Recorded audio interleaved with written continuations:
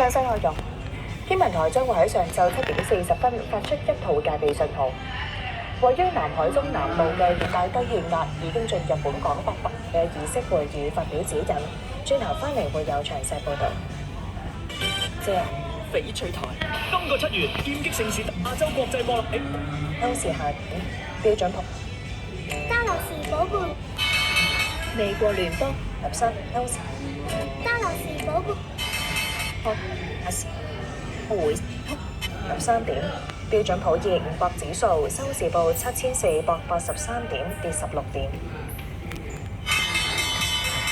美國聯邦儲備局主席沃什喺歐洲央行年產下呢對雙胞胎。1年以嚟同月位於南海中南部嘅熱帶埃姆型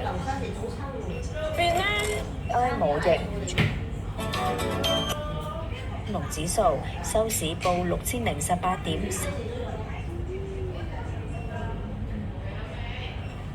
喺美國買賣嘅港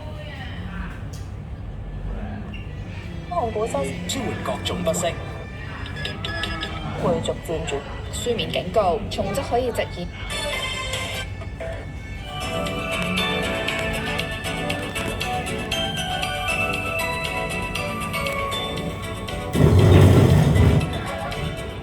關咗神，據報 Facebook 無公那個飛塵啊！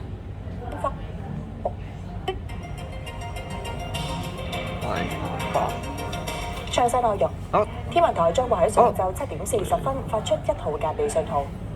位於南海中南部嘅熱帶低氣壓已經進入本港800公里範圍，按照而家嘅預測將會有所增強，並預料熱帶式嘅圖案又展2017年制。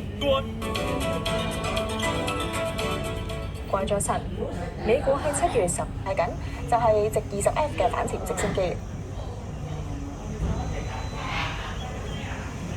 高才遠，關注美國聯邦儲備局17點，跌咗66點。德國 DAX 指數收市報25040點，升44點。質控撞到8分鐘㗎，不過經東隧就交通暢順用14分鐘，跟住睇埋港島過九龍嘅行車時間啦。